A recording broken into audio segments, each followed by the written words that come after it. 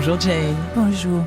Jane, est-ce que c'est parce que vous avez toujours pensé que sans votre accent anglais, les Français vous aimeraient moins, que vous êtes sans doute la seule Anglaise qui, après 45 ans passés en France, n'a pas perdu son accent? Je pense que tous les immigrés gardent leur accent et leurs enfants n'en ont pas. J'ai parlé avec un taximan hier et lui aussi, il avait un accent, il était portugais. Et on n'arrive pas de s'en débarrasser du accent. Pourtant, j'ai essayé avec Patrice Chéreau parce que j'ai pris un coach qui était là, Claude Stratz, qui m'a... Quand vous avez joué du Marivaux, quand Exactement. vous avez joué la comtesse Parce de que la fosse suivante. Ouais, je voulais vraiment, c'est pas tellement pas avoir d'accent parce que ça, on peut pas le tuer complètement, mais je voulais dire correctement le texte et le grammaire surtout. Donc j'ai pris un coach et après ça, j'ai fait des airs en français parce qu'avant c'était maintenant c'est avec un air français. Mais c'est vrai que je me gourde dans les masculins, les féminins et je suis cuit un peu avec Ça n'est pas de la coquetterie. avec le passé, le présent et le futur. Alors, je vous ai déjà entendu dire, Jane, en fait, je suis une étrangère tout le temps. Les Anglais connaissent assez mal mes films et mon répertoire. Ils se retournent pas forcément sur moi dans la rue. Ils ignorent beaucoup d'ailleurs de mes combats. Donc, en France, vous êtes une Anglaise qui a opté pour la culture française, mais en Angleterre, est-ce que vous êtes une Anglaise ? Ah, je suis pas connue en Angleterre du tout. Quand je vais là-bas, ils me demandent pas si j'ai un accent français, par exemple. Mais je vais habiter chez ma sœur et puis, voilà, les taximans anglais ne me connaissent pas. Mais c'est absolument incroyable de vous entendre dire « Les Anglais ne me connaissent pas du tout ». Non, parce qu'il n'y a jamais eu un film qui était sorti. Il n'y a jamais eu une chanson « Si, je t'aime non plus ». Oui. Alors, quand on mentionne « Je t'aime non plus » à un taximan, il arrête le taxi et fait le tour. Et ça, c'était trop formidable. Mais sinon, je suis pas quotidienne comme je suis en France, d'être sur la télévision, Oui. de faire tous les shows des Carpentiers, d'avoir été dans le passé des gens. Ça, je n'ai pas en Angleterre. Pour les concerts, c'est toujours plein. Oui. Peut-être qu'il y a beaucoup de Français à Londres. Toujours sa modestie. Jane, quand vous souriez, vous irradiez, et pourtant, malgré votre humour, je me demande si vous n'avez pas toujours été faite pour la mélancolie. Par exemple, vous avouez que vous avez tendance à aimer les gens quand ils sont malheureux, et vous avez tendance à aimer les musiques quand elles sont jouées en accords mineurs.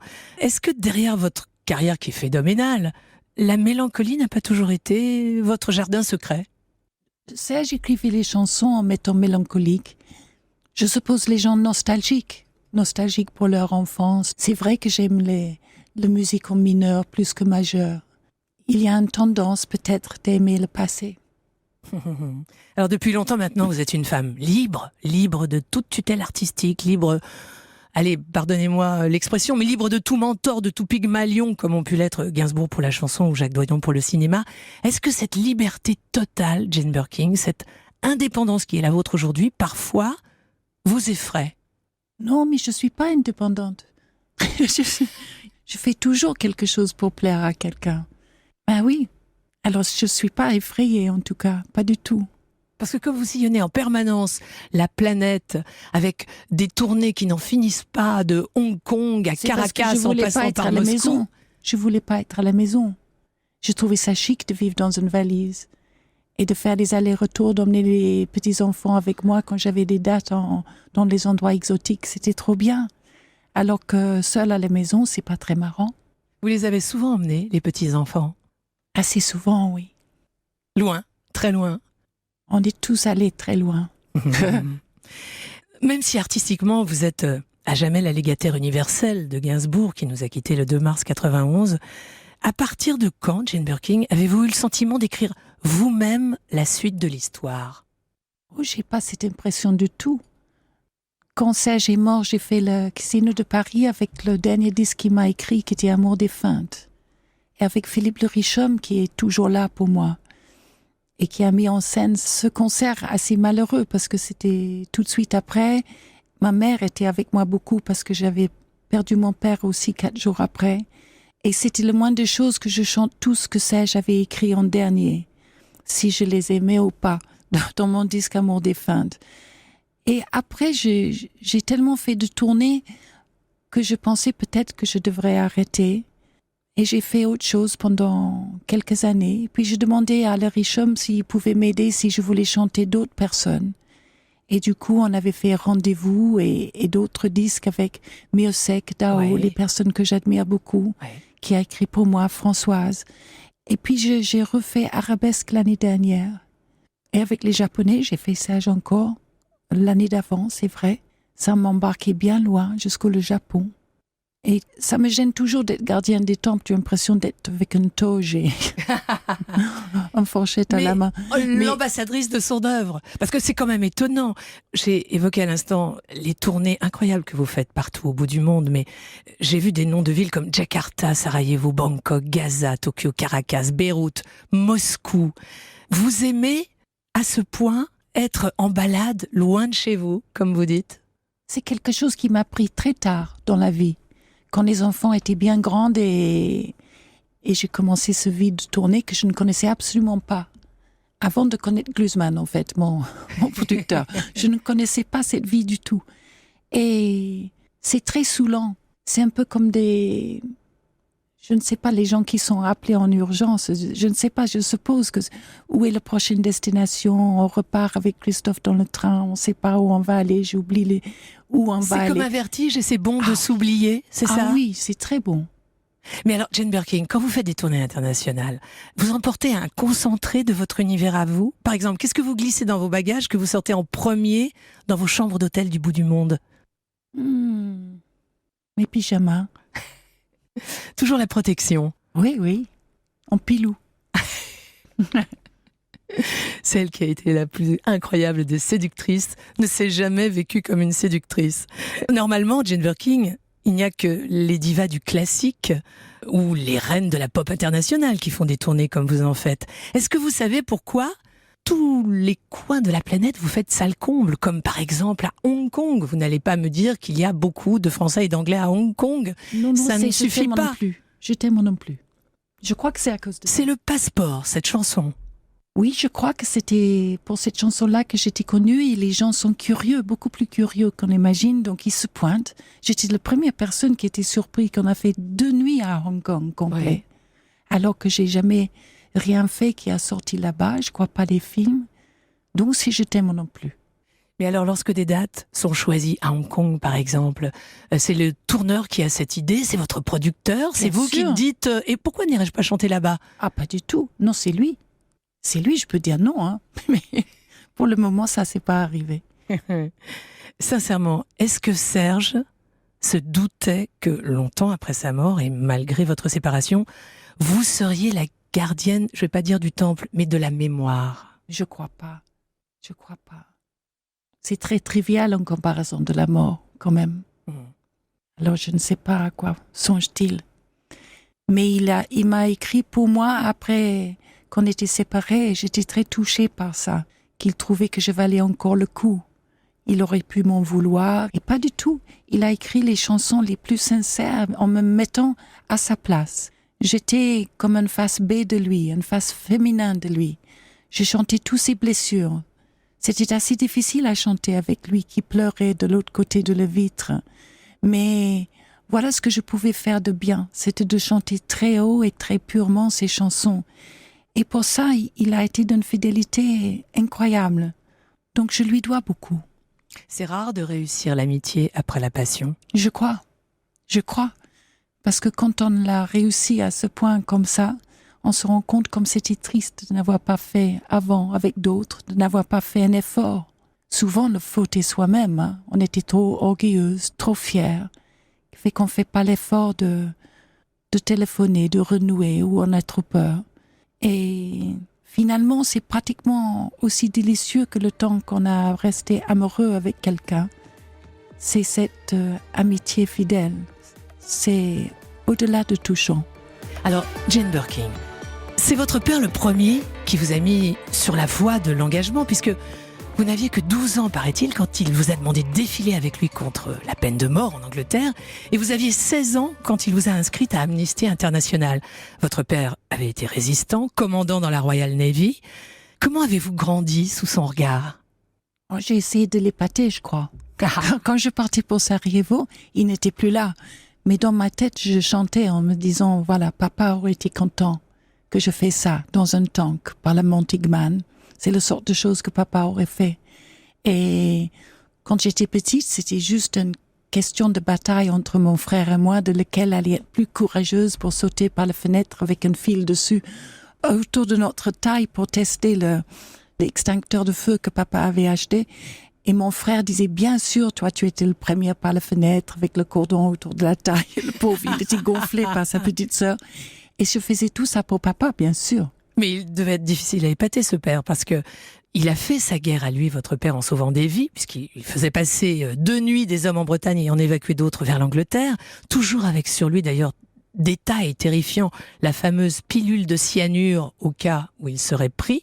Est-ce qu'il vous a parlé de cette période pendant votre enfance, ou au contraire, il avait évité de le faire? Non, il n'en a pas parlé parce que il y a l'Official Secrets Act, l'acte de secret de ce qu'il a fait pendant la guerre. Il fallait qu'il se taise jusqu'au 67. Donc, on savait quelque chose, mais pas énormément de choses. C'est après que vous avez appris. C'est après, mais je savais que ses amis étaient français. Je savais que les résistants français étaient ses héros à lui. Et il disait que c'était infiniment plus difficile de faire les 4 ans de la guerre en France, où vous avez l'ennemi sur votre palier de votre porte, en frappant à la porte, en disant est-ce que les enfants vont à l'école, que c'était 1000 fois plus terrifiant que de partir d'Angleterre les nuits sans lune dans son bateau comme il faisait. Donc ses héros à lui étaient Job Mungee en Finistère. C'était les personnes des Tanguy, c'était les personnes qui abritaient les aviateurs anglais à péril de leur vie et qui les emmenaient sur la plage pour être récupérés par papa. Et c'était ces personnes-là qui mettaient en lumière, c'était pas lui-même. Plage en Bretagne sur laquelle vous avez acheté une maison sans doute pour vous rapprocher de votre père. Oui. Ouais. Oui, oui. Il était militaire de carrière ou bien il exerçait un autre métier? Non, je ne sais pas ce qu'il faisait avant la guerre. Je pense qu'il faisait rien. Il était très très jeune. Et ensuite, il n'a pas voulu faire les Marines du tout. Dès que la guerre était finie, il est parti à la campagne. Il a acheté une ferme et il a emmené ma mère, qui était trop belle pour la laisser à Paris. Enfin, je veux dire à Londres. Et il a embarqué juste un peu trop loin pour qu'elle puisse jouer au théâtre le soir. C'était un homme très jaloux. J'avais de la chance d'être sa fille et pas sa femme. Alors, on l'a compris, votre maman, Judy Campbell, était comédienne, et une comédienne de premier plan en Angleterre, même si la jalousie de votre papa faisait qu'il essayait vraiment de l'attirer loin de Londres. Ceux qui se souviennent d'ailleurs de la série anglaise Les Forsyth, qui avait passionné les Français dans les années 70, se souviennent de votre maman. Quelle éducation, elle, a-t-elle cherché à vous donner? Oh, elle était très bien parce que quand je voulais être actrice à 16 ans, en cachette, elle écoutait les textes que je devrais apprendre et puis elle m'a pistonné de savoir quel théâtre avait des auditions. Et tout ça en secret de mon père, qui a vraiment été très, très dur avec elle en disant qu'elle m'avait influencée, que maintenant que j'allais m'échapper de la famille, il pensait que d'être actrice, ça m'éloignerait beaucoup. Et mon frère était déjà dans les studios de films à la sortie de Londres. Donc lui, il était déjà avec Kubrick. Et maintenant, moi, je commence au théâtre. Mon père était furieux avec ma mère. Donc elle a été très loyale vis-à-vis de moi et de lui. Et un grand supporteur. Et c'est vrai qu'on ne la voyait pas beaucoup, nous, au théâtre, parce qu'on était à l'internat. Pas pour ma part très très longtemps, mais mon frère à partir de 6 ans. Donc on n'était pas encouragés de voir la carrière de maman du tout. Et c'était après quand les gens m'ont dit « Mais ta mère a chanté pendant le Blitz à Londres et quand les bombes explosaient de droite et de gauche de le théâtre, elle faisait une petite pause dans la chanson et elle mettait sa main autour de son oreille du genre « Tiens, qu'est-ce que c'est que ça ?» Et puis elle reprenait la chanson, les gens étaient debout, hystériques. Même à New York, les gens ont vu maman. Alors je me rends compte quelle carrière elle avait pendant la guerre aussi dangereuse que papa, parce qu'elle n'allait pas dans les abris.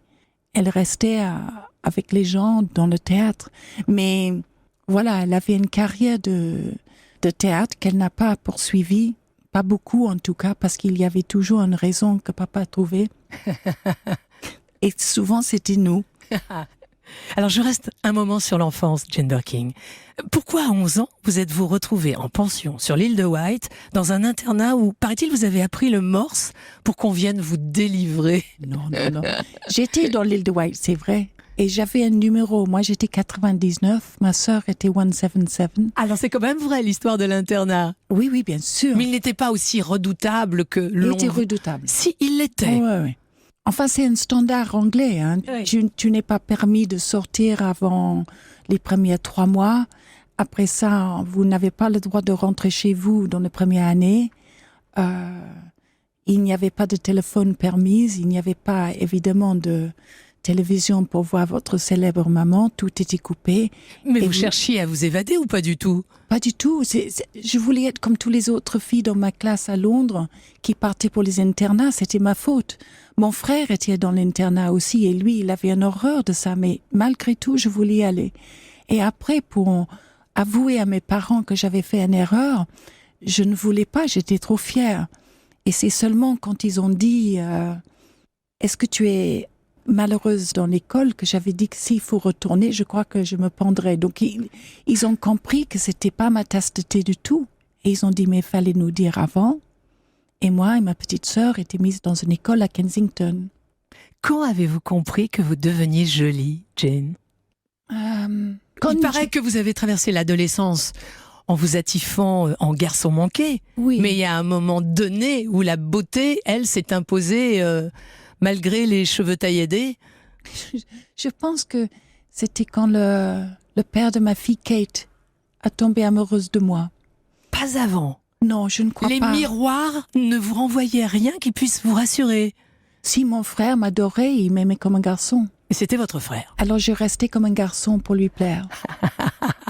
Mais le swinging London, les premières mini-jupes de Mary Quant, les cils étoilés que les filles se dessinaient comme Jane Shrimpton, la guerre entre les stars, les Stones et les Beatles, enfin bref, avoir 18 ans à Londres en 64, vous l'avez vécu comment? C'était très gai. C'est vrai qu'on avait des mini-jupes tellement courts que c'était des longs t-shirts en fait. Et quand j'arrivais en France en 68, tout le monde pensait que j'avais la jupe la plus courte du monde et c'est pas vrai. En Angleterre, elles étaient tous comme moi. Et c'était très gai parce qu'il n'y avait pas que des filles minces et, je sais pas, des mannequins qui portaient des mini-jupes. Il y avait des filles énormes et des filles toutes maigres et toutes les sortes de filles avec un énorme sourire sur leur visage.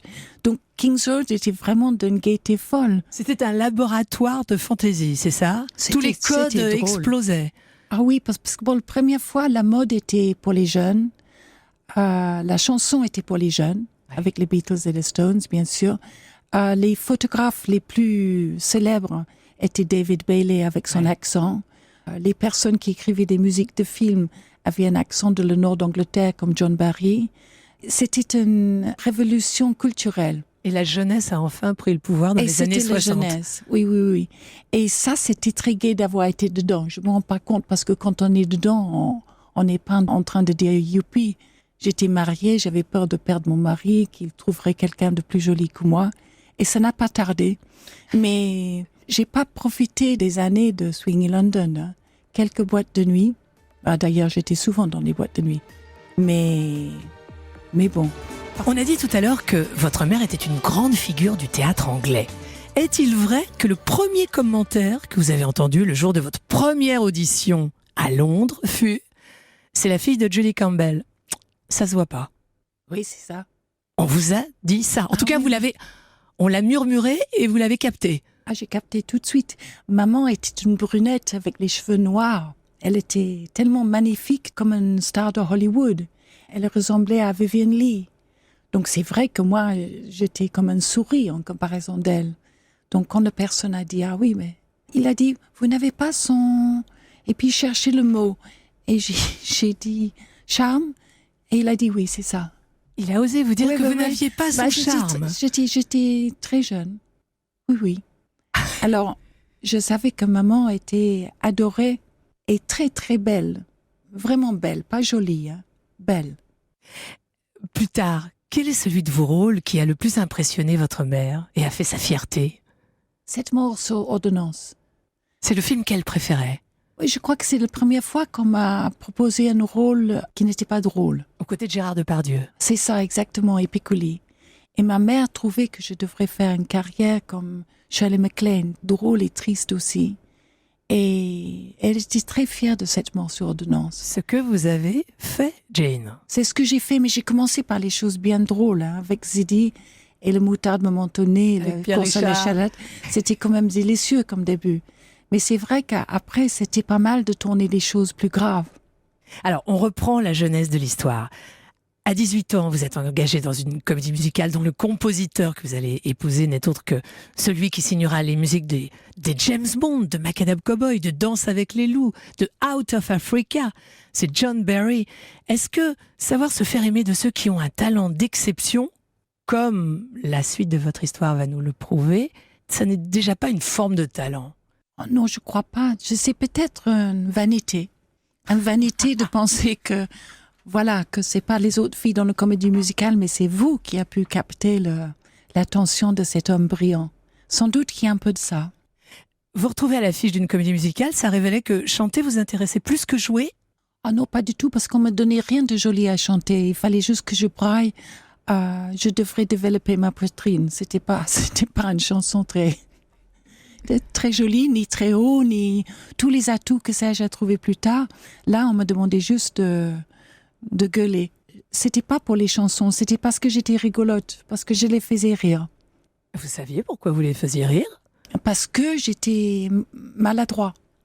Et ils ont dit, surtout n'apprenez pas à chanter, surtout n'apprenez pas à danser, parce que c'est comme ça qu'on va développer votre caractère et on va rigoler. C'est vrai qu'ils ont beaucoup ri, hein. Ensuite, Jane, vous avez participé à l'aventure de Blow Up, le film devenu culte d'Antonioni, qui a fait scandale au Festival de Cannes en 67. Ce parfum de scandale et de controverse qui a parfois imprégné votre carrière avec Gainsbourg et avec Doyon, il était donc déjà là, à Londres, autour de vous, quand vous aviez 20 ans. Ça aussi, c'est un talent, le fait de savoir être là où on casse les codes et les conventions. Même pas. Je pense que John Barry m'avait dit que je n'oserais pas faire une scène tout nu. Et pour lui prouver que j'avais ce courage-là, moi qui éteignais les lumières, j'ai fait Blow Up. Parce qu'il avait dit, c'est dommage, parce qu'Antonioni est un des meilleurs maîtres en scène du monde. Je savais même pas ça. Je l'ai fait comme un défi. Est-ce que casser les codes, finalement, ce n'est pas ce que font Charlotte et Lou en permanence dans leur carrière à elles? Avec beaucoup de discernement et beaucoup de courage et de montrer leur visage nu et tel quel. Et... C'est dans l'ADN familial, casser les codes. Charlotte a un don de comédien qui est tout à fait exceptionnel, de pouvoir être crédible dans tous les rôles, de l'imaginer comme dans Trois Cœurs où elle vivait dans, je sais pas, à Lyon ou avec... Deneuve comme sa mère et Chiara qui jouait sa sœur, c'était complètement crédible. Là, dans le dernier film Samba, on la croit parfaitement. C'est une capacité extraordinaire de naturel et une capacité aussi de pouvoir dire des textes très longs, très compliqués comme elle a fait avec Oliana dans le théâtre. Elle était éblouissante, donc c'était un caractère tout à fait à part d'actrice. Et Lou, elle m'a tellement épatée avec son premier disque où je ne savais même pas qu'elle écrivait depuis des années et que quand elle chantait devant nous, c'était ses chansons qu'elle était en train d'écrire. Et en entendant le premier, j'ai juste pensé à téléphoner Étienne Dao aussi vite possible et qu'il entende la même chose que moi. Je pensais que je n'étais même pas assez bien pour elle, pour la produire. Et c'était une évidence que ça allait casser le baraque, une évidence. Et même les gens qui comprenaient pas ce qu'elle disait, j'étais à l'hôpital à l'époque et les infirmières de nuit venaient dans ma chambre pour écouter Lou et séduite par sa voix. Donc je me suis dit qu'elle a vraiment quelque chose et un courage de le faire et en anglais, les musiques aussi. Non, elle est épatante, Lou. Jane Birkin, est-ce que la maison du 5 bis rue de Verneuil à Paris où Serge Gainsbourg et vous avez écrit les heures les plus intenses de la pop française sera un jour ouverte au public? D'abord, c'est pas un musée. On peut pas se mettre sur une liste pour aller le voir. C'est à Charlotte. Et c'est quand Charlotte voudra que ça soit un musée ou vu par elle ou peut-être vu par Internet, va savoir. Elle va peut-être un jour décider de le montrer. Moi, j'évite de passer devant. Quelqu'un avait peint la maison tout en noir l'autre jour. C'était bien bizarre. Mais les gens ont trouvé un moyen avec de la peinture blanche pour refaire les dessins. Et il y a du passage. C'est étonnant de voir ce mur. J'ai jamais eu envie de rentrer dans le salon, ni monter les escaliers. Pas vraiment. Il paraît qu'en 12 ans de vie commune dans cette maison, jamais vous n'avez surpris Serge en train d'écrire. En fait, chez lui, il se sentait trop bien pour trouver l'inspiration. Il m'a toujours dit qu'il écrivait mieux quand il n'était pas en confort chez lui et qu'il était mieux quand il était en campement sur mes tournages où il a écrit L'homme à la tête de chou. En fait, Melody Nelson et L'homme à la tête de chou étaient les deux bijoux, je trouve. Et il les a écrits parmi les techniciens sur les tournages. Oui, oui. Parce qu'il trouvait ça trop parfait quand il était à la maison. Alors Jane Birkin, lorsqu'en 1968, vous avez décidé de laisser derrière vous l'Angleterre, c'est donc à Paris plutôt qu'à Rome ou à New York. Anglaise, vous auriez pu prendre un avion pour New York, mais c'est à Paris que vous avez choisi de tenter votre chance. Est-ce que vous saviez qui était Serge Gainsbourg quand on vous a engagé pour jouer avec lui dans le film Slogan ? Non, je n'avais aucune idée qui c'était. Je pensais qu'il s'appelait Bourguignon, mais je pense que je me suis trompée parce que c'était un plat. Et il était Pourquoi très une telle vexé. idée ? Très vexé. Et comme il avait déjà fait les tests avec plein d'autres filles, dont Marisa Berenson, je savais que moi, arrivant comme ça, en parlant pas le français en plus, avec un accent épouvantable et les dents en avant, et je sais pas, tout un côté anglaise qui doit l'avoir irrité, quelque chose de terrible, il n'a fait aucun effort. Il était très sarcastique. Mais il m'a quand même aidé quand je me suis trompée dans le texte. Il m'a quand même aidé. Et puis je pleurais beaucoup à la fin parce que comme j'avais perdu John Barry, je mélangeais un peu tout. Il trouvait ça dégoûtant. Mais il a dit à Grambla que j'étais la personne qui devrait faire le film. Grambla, le producteur. Il n'a pas fait un boycott contre moi, ce qui était quand même très étonnant parce que c'était la première chose que je faisais en France. Personne ne me connaissait. C'est après la piscine. Comme souvent les grandes histoires d'amour, votre relation donc a commencé de façon houleuse. Et c'est Je t'aime moi non plus, la chanson la plus érotique, la plus scandaleuse de ces 5 décennies qui a scellé la légende de votre couple. À l'époque, vous viviez à l'hôtel des Beaux-Arts où est mort Oscar Wilde. Or, il paraît que Serge a tenu absolument à tester dans le restaurant hyper chic de cet hôtel le disque qui n'était pas encore passé à la radio. Vous pouvez nous raconter ? Oui, c'était à l'hôtel et en bas, c'était un restaurant mais dans les voûtes. C'était le cave à vin qui était changé en restaurant. Et voilà Serge qui a vu le pick-up et qui a glissé Je t'aime non plus sur le pick-up et ça allait dans tous les petits salons et on voyait les gens avec leurs fourchettes et couteaux suspendus dans l'air. Et il a dit « I think we've got a hit record ». Je pense qu'on a un tube.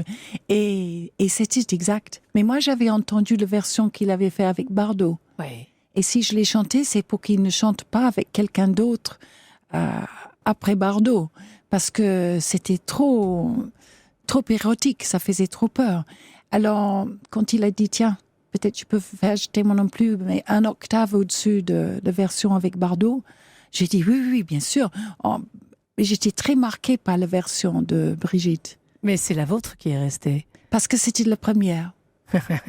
Qu'est-ce que Serge vous a appris dans le placement de votre voix et la manière de chanter un texte que vous utilisez toujours aujourd'hui en concert ? Tout. Parce qu'il aimait que ça soit fragile. Il aimait que ça soit très très haut. Il aimait qu'il y avait même des erreurs. C'est le riche homme qui me corrigeait parfois, parce qu'il savait que je ne supporterais pas un accident qui était avec une note qui n'était pas juste ou avec un mot qu'on ne comprenait pas.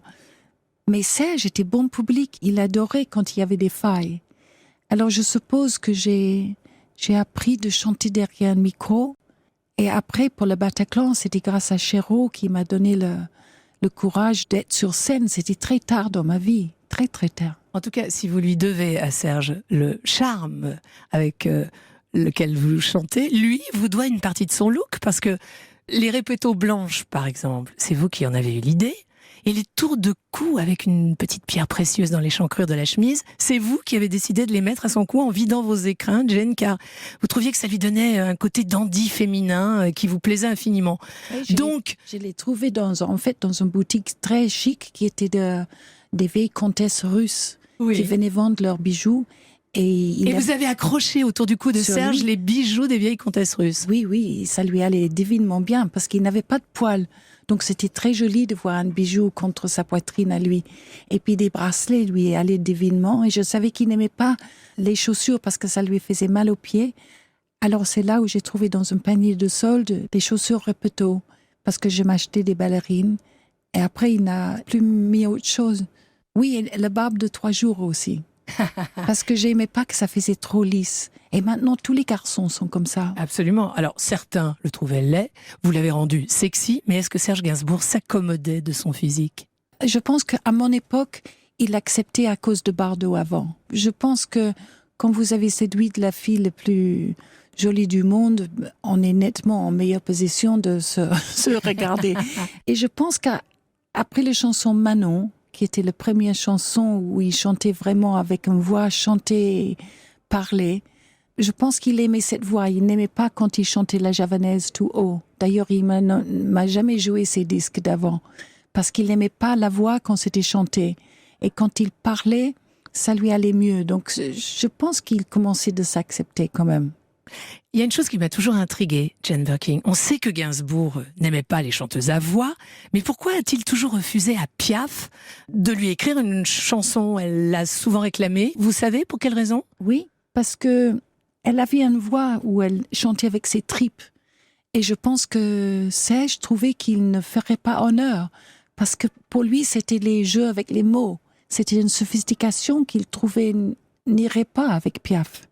Il avait peut-être raison. Il se savait un façonneur de chansons, un façonneur hors pair, mais est-ce que ses ambitions réelles, et donc ses frustrations, n'étaient pas la littérature et la peinture ? Je pense qu'il s'est fait à l'idée qu'il voulait plus être peintre, parce qu'il avait commencé par ça, et il trouvait que c'était pas assez épatant. Et pourtant, il a commencé peintre. Mais les poètes, il les estimait tellement que je pense pas qu'il se considérait d'être parmi eux, malgré le fait qu'il savait parfois qu'il frôlait quand même. Mais peut-être il aurait aimé faire plus de films. Je pense que c'est comme cinéaste qu'il était déçu de pas faire plus de films. Et peut-être plus de rôles lui-même d'ailleurs. Parce que comme acteur, il n'a jamais vraiment fait des choses pour lesquelles il avait une très grande fierté. Pareil, il n'existe pas quelques films comme ça où on le prenait avec son excentricité, mais il y avait peu de personnes qui avaient des imaginations. Il fallait toujours qu'ils jouent des salauds qui disaient « tue les chrétiens ». Je sais, dans les films de Romains. Donc on n'a pas trouvé ce qu'il y avait de plus séduisant en lui en l'utilisant comme on a fait avec Yves Montand, par exemple. Ouais. Il aurait pu. Toute période confondue, quelle est la chanson de son répertoire qu'il trouvait la plus aboutie ? Je ne sais pas. Parce que vous avez dit à l'instant, il sentait bien parfois qu'il frôlait justement Je pense les que textes. L'homme à la tête de chou et Melody Nelson. Oui, Oui. ces 2 albums fétiches. Oui. Il paraît que Serge voulait que vous écriviez, Jane Birkin. En fait, il avait beaucoup d'ambition pour vous. Oh non, il pensait que je devrais écrire pour les enfants. Et j'aurais bien voulu, en plus. Mais non, c'était pas Serge, c'était Olivier Rollin qui m'a poussé. Et c'est Doyon qui m'a dit de faire mon premier film qui était « Oh pardon, tu dormais ». Il a dit que si je devrais avoir du courage, c'est de le faire sur 1h30. Cette fille qui était si peu sûre d'elle et qui embêtait son partenaire en demandant si elle était jolie à 4h du matin. Il me connaissait si bien qu'il a dit qu'il fallait faire ça comme film. Et c'est ce que j'ai fait. Mais comment Serge Gainsbourg a-t-il réagi quand il vous a vu dans les films de Jacques Doyon, qui lui a fait de vous une actrice ? Je pense pas qu'il les a vus. Il a refusé de les voir. Pas refusé de les voir, mais je pense pas qu'il est allé les voir. Il est venu pour me voir dans la fosse suivante avec Chéreau. Que vous a-t-il dit en coulisses ? Je pense qu'il après était fier. Oui, je pense. Et pour le Bataclan aussi, il était fier. Mais il fallait pas pousser. Je pense pas qu'il est allé me voir au cinéma. Vous étiez une star, Doyon a fait de vous une actrice. Oui, absolument. Jane Birkin, maintes fois des éditeurs vous ont réclamé une autobiographie. Vous avez toujours refusé. Même le biographe officiel de Churchill a insisté pour écrire votre biographie, mais il n'a pas eu plus de chance que les autres. Pourquoi, vous qui avez eu 1000 vies, refusez-vous de consigner vos souvenirs dans un livre ? Parce qu'il y a un moment donné où on va blesser quelqu'un. Forcément. Ou alors il faut enlever tout humour et toute honnêteté. Et non. Il y a tellement d'autres personnes qui ont écrit des choses que parfois il faut les corriger quand ils ont tort de dire quelque chose. Mais sinon, je laisse aux autres. Pas envie. Voilà. Non. Votre mémoire est libre de gambader dans votre tête à sa guise. Oui. Alors, il paraît que lorsque la maison de votre maman en Angleterre a brûlé, presque tous les souvenirs de sa vie sont partis dans les flammes. Pourtant, il restait éparpillé quelques traces de sa vie d'avant. Or, votre maman vous a confié qu'elle aurait préféré que tout disparaisse. Vous aussi, avec le temps, vous trouvez qu'il faut voyager léger parce que finalement la mémoire est le seul bien qui vaille? Je comprends le soulagement de maman quand elle a vu les flammes.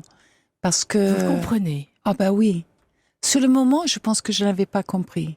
Mais il y a beaucoup de choses de maman que j'avais pas compris sur le moment et que je comprends maintenant. Et je pense que de vivre dans les mémoires de...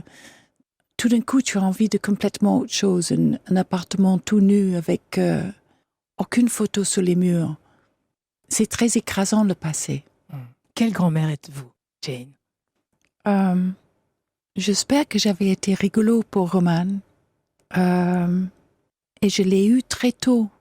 Parce que Kate a eu son fils quand elle avait 20 ans. Donc il n'a que 27. Et il n'a plus de maman. Donc je pense qu'avec lui, j'ai partagé beaucoup de choses parce qu'il avait seulement 4 ans de moins que Lou.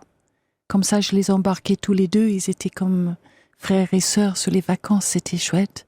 Et avec les enfants de Charlotte, c'est plus classique parce qu'ils ont des âges 17 ans, 13 ans et 3 ans. Oui.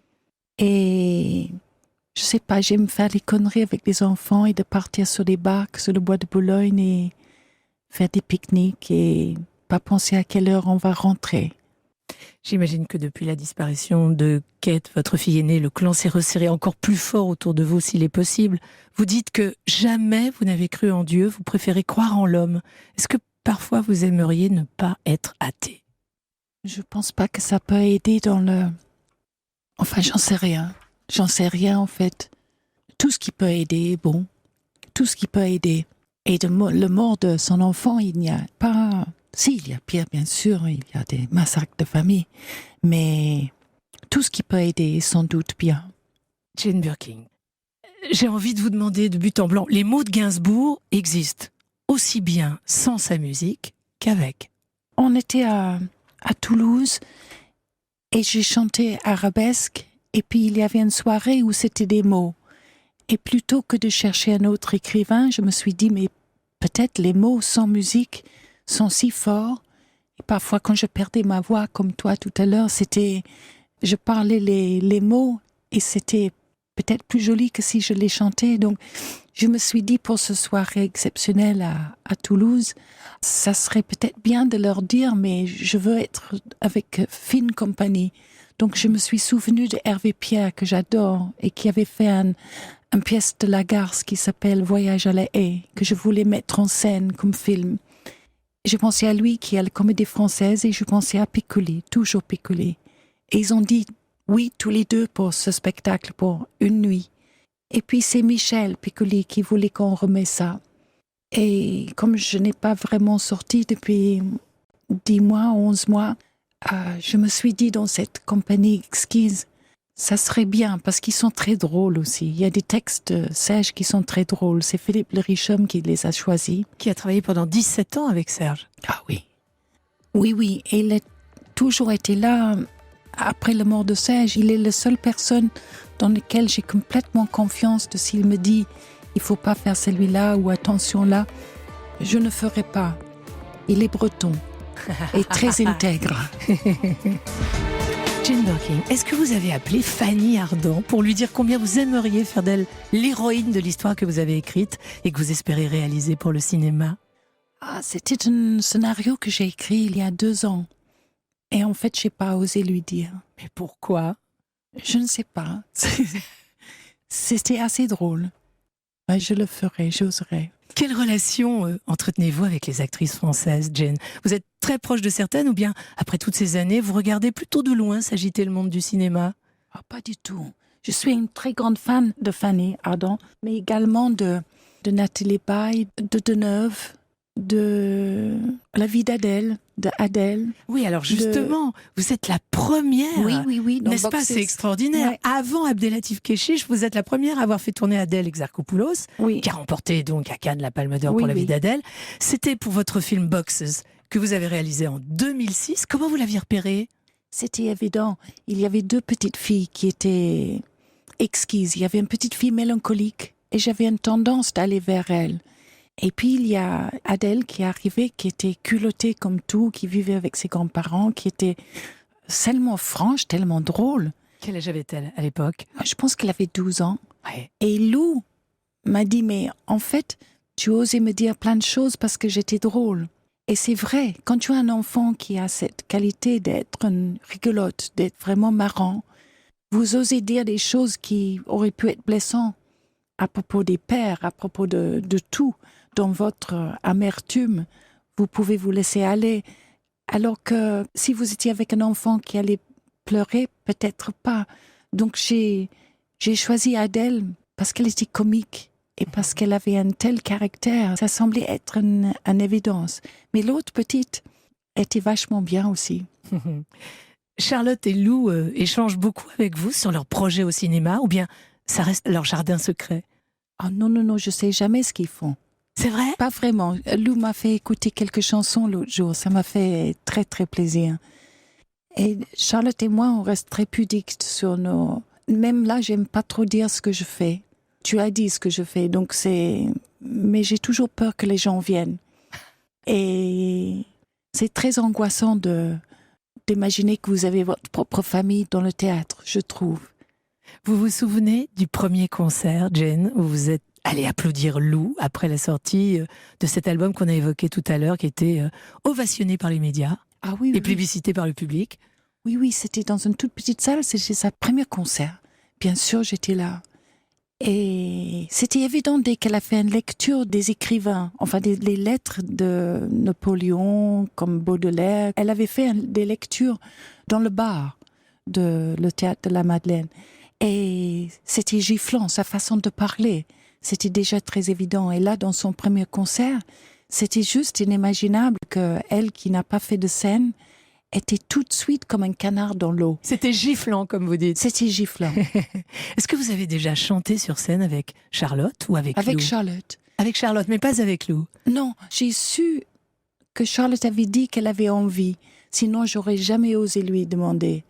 Et quand j'ai su ça, c'était dans la presse.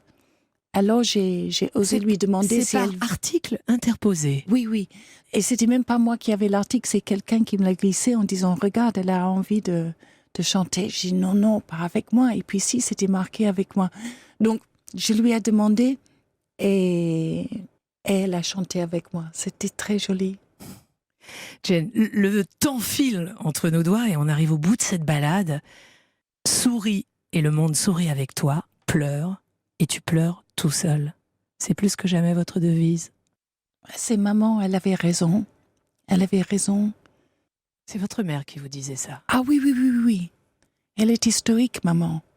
Alors il n'y a jamais eu de laisser aller, ni... Elle pensait aux autres. Maintenant j'essaie de penser aux autres. Est-ce que vous pensez assez à vous? Ça vaut pas vraiment le coup. Les autres pensent pour moi. Voilà. J'ai des amis. Et ils vous disent qu'ils vous aiment.